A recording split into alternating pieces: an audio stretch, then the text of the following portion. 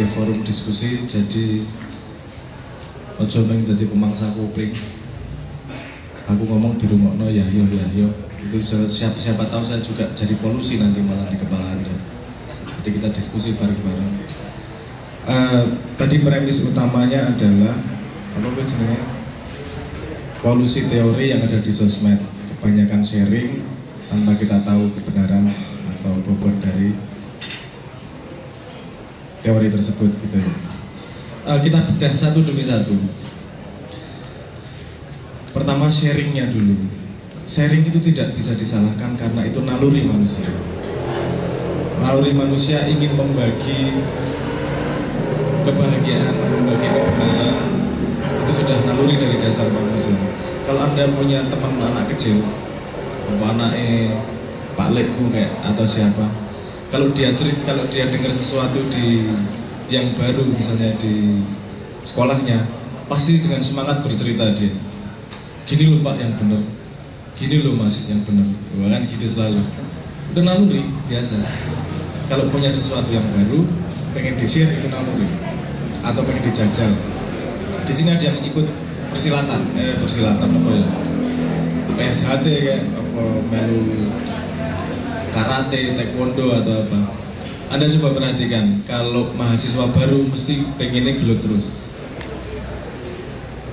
Nek pendekar udah malah guru-gurunya pasti mengajarkan nggak usah berkelahi. Nek cahanyaran mlebu silat pengennya gelut, adu atos, pengen membagi ilmunya dalam tanda petik kan gitu. Jadi naluri membagi itu tidak bisa dibendung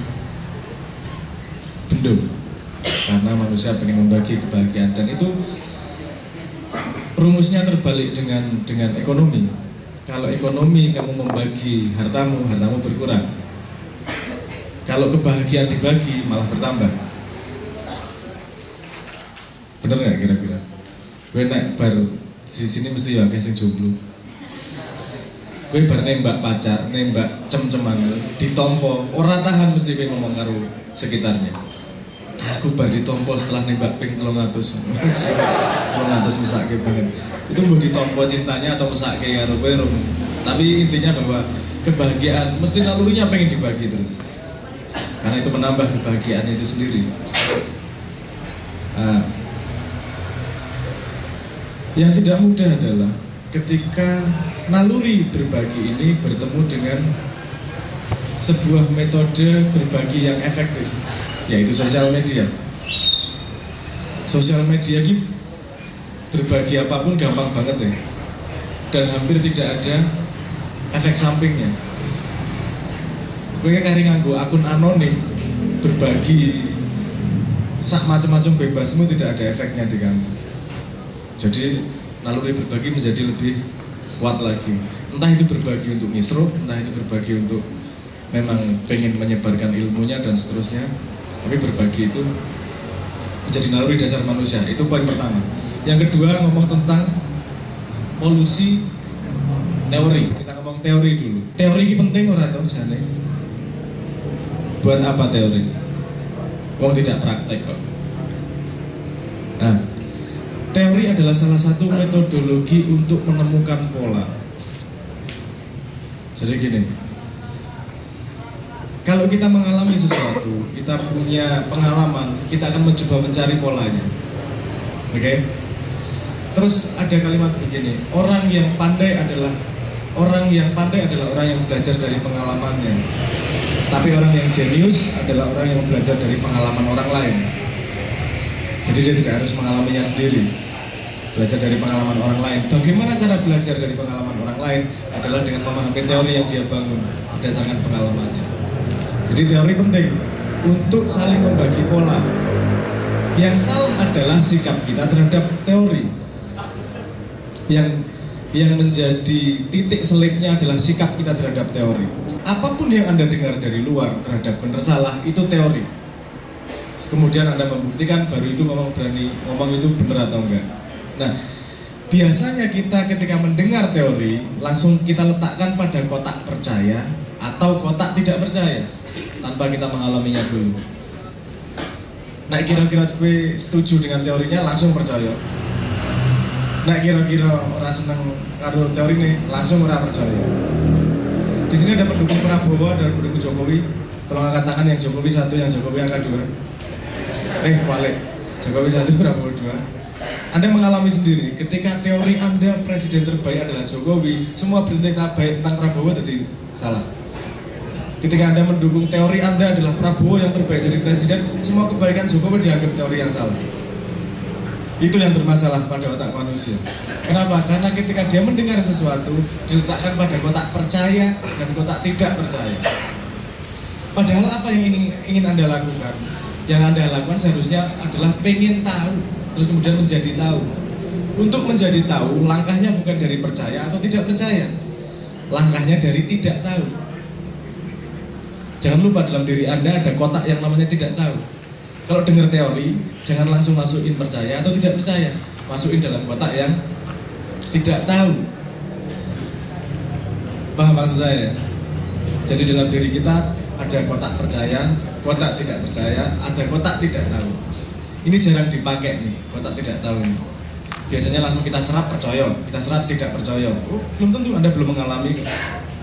Dan kalau ngomong dari sudut pandang Islam, syahadat Islam sendiri tidak mengajak kita untuk percaya ada Tuhan dan percaya ada bahwa Kanjeng Nabi itu Rasul. Ingat, syahadat Islam tidak mengajak Anda untuk percaya,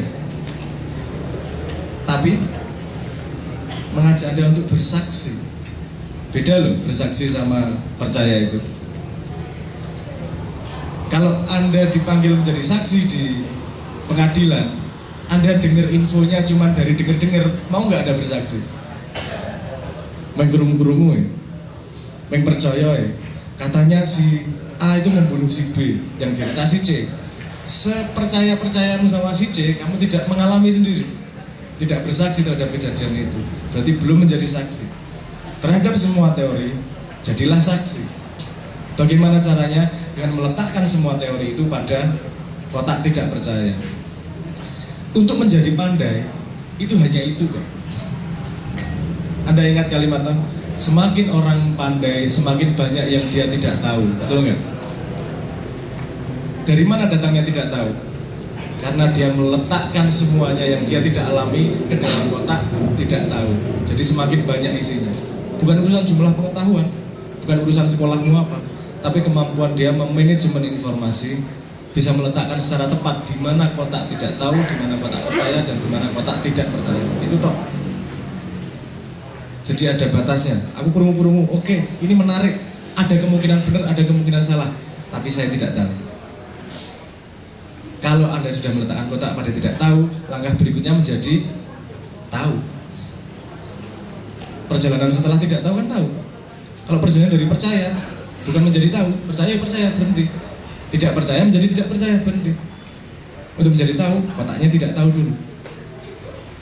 Itu pensikapan berbahaya kita terhadap teori adalah karena kita tidak mampu meletakkan pada kotak tidak tahu. Kita punya kotak itu yang namanya tidak tahu. Bukan berarti harus skeptis sinis loh. Tapi menyadari ketidaktahuan kita. Lebih banyak yang kita tidak tahu daripada yang kita tahu. Oke, nomor 3, polusi. Polusi apa tuh? Definisinya pencemaran. Tidak ada yang bisa mencemari otakmu selain dirimu sendiri. Kamu tidak dipaksa siapapun untuk berpikir apapun. Kamu tidak dipaksa oleh siapapun untuk menidakkan atau mengiyakan apapun. Cuma otakmu sendiri yang mengiyakan. Tapi pada dasarnya otak adalah tempat sampah memang. Ini kasar ini ngomongnya, tapi saya mencoba mendefinisikan itu. Otak itu tempat sampah. Tapi dalam rumah lebih baik nggak ada TV daripada nggak ada tempat sampah. Jangan katakan itu hina, itu penting tempat sampah. Saya kasih contoh sendiri. Kenapa itu tempat sampah? Karena Anda tidak bisa ngatur otak Anda sendiri. Susah banget ngatur otakmu sendiri. Coba ya, jangan membayangkan sapi berwarna putih, kepalanya 2. Jangan dibayangkan. Jangan dibayangkan loh, perintahnya jelas loh. Metu lagi. Enteng itu. Tentu udah seluruh. Gimana? Anda tidak bisa mengontrol apa yang masuk ke dalam diri Anda. Udah dengar masuk, semua masuk diserap. Makanya saya sebut tempat sampah. Tapi jadikan tempat sampah itu tempat daur ulang, dipilih. Ini penting, ini nggak penting, ini buang aja. Nah, itu kemampuan itu yang tidak kita asah. Kadang-kadang orang stres karena kebanyakan informasi. Semua dianggap serius. Semua dianggap serius, dilebokkan yang otak. Padahal yang cangkeman iseng sok-sok. Kayak kanu lho kayak seneng kayak nak nembak cewek kayak gue dukun lho kayak. Langsung percaya. Sing percayane bukan dukun itu baik atau buruk, tapi aku masalahku podo dukunnya nang endi yo kira-kira. Aku bikin ngerti gitu. Bener boleh. Tapi kemudian kita bereaksi terhadap informasi tersebut. Nah, pastikan Anda punya kontrol penuh terhadap otak Anda. Itu yang membuat teori ataupun informasi menjadi polusi. Karena kita mempolusi otak kita sendiri. Itu yang membuat kita susah maju ke depan. Kenapa? Karena kita tidak bisa mengontrol otak sendiri. Susah mengontrol otak itu. Gak gampang, itu pembahasan yang bisa sangat panjang itu nanti. Tapi kita lempar ke teman-teman nanti menggali atau tidak. Itu jadi tadi ada polusi. Masalahnya ada di kemampuan kita untuk membersihkan tempat sampah dan memilah itu tadi. Nomor 2 adalah teori. Teori dibutuhkan. Karena tanpa teori Anda tidak bisa hidup. Saya kasih contoh sebuah teori yang Anda percayai 100%, tapi Anda tidak sadar kalau Anda percaya. Anda percaya yang namanya teori gravitasi. Nah, Anda nggak percaya orang wani ngising mesti. Ojo-ojo orang tiba mengisor iki. Ojo-ojo njuk numplek nang raiku iki. Hati-hati pedih banget kowe arep nguyu arep ngisi wis pedih banget kalau tidak percaya 100% sama teori gravitasi. Tapi karena kita mengalami setiap hari, kita tidak punya keraguan sedikit pun terhadap gravitasi. Betul atau tidak? Percaya dari mana? Karena mengalami. Kamu bersaksi terhadap teori gravitasi. Nah, dalam hidup tidak mungkin kita tidak punya teori-teori itu. Anda milih, misalnya Anda jomblo-jomblo ya, Anda milih sabun ya untuk mandi, untuk membersihkan. Anda pasti punya teori mana yang paling licin atau mana yang paling bisa membersihkan badan itu yang mana. Padahal pasti teori. Nek orang bingung milih pertimbangan apa, kabeh di analisis satu demi satu bahane ora sida tuku sabun kowe. Mau kebutuhanmu mung 5 menit nggo sabun. Nah, jadi ada banyak kepercayaan dalam diri kita menggunakan teori-teori tersebut. Teori itu sangat penting untuk mentransfer pengetahuan pola. Jadi jangan dibuang yang namanya teori. Penting. Tapi jangan gampang percaya sama teori. Buktikan teori itu semua. Teori tersebut. Di sosial media biarkan semua orang berteori. Anda buktikan mana yang paling benar. Siapa tahu bukan seperti yang dia katakan, tapi seperti yang dia katakan dirubah sedikit karena hidupmu beda dengan dia. Teorimu lumayan benar 90%, tapi faktornya agak beda sehingga teorinya agak beda. Nah, teori bisa bermacam-macam. Saya kasih contoh gini. Anda kalau cebok pakai tangan mana? Tangan kiri. Tangan kirinya di depan atau di belakang? Ada, oke. Ada yang ngomong di belakang dan ada yang ngomong di depan. Dan dua-duanya merasa yang paling benar loh. Yang tangannya di belakang, kok iso ngarep ki piye carane? Sing tangannya di depan, kok iso tangannya mburi mung isi koyong-koyong. Mana yang benar teorinya? Yang sing cocok gue silitmu, sesederhana itu. Sesederhana itu. Dan Anda pernah diskusi sama temanmu seumur hidup? Belum toh? Nek mesti ono toh teorinya.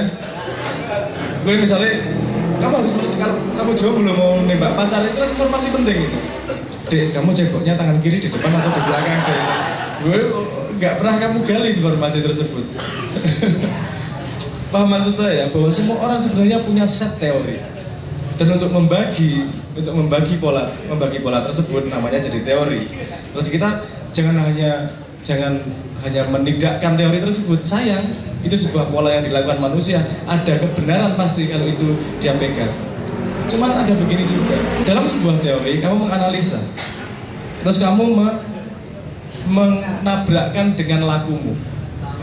Malioboro itu wali yang mengembara, wali yang sudah mengumpulkan ilmu tapi menabrakkan dengan pengalaman empirisnya.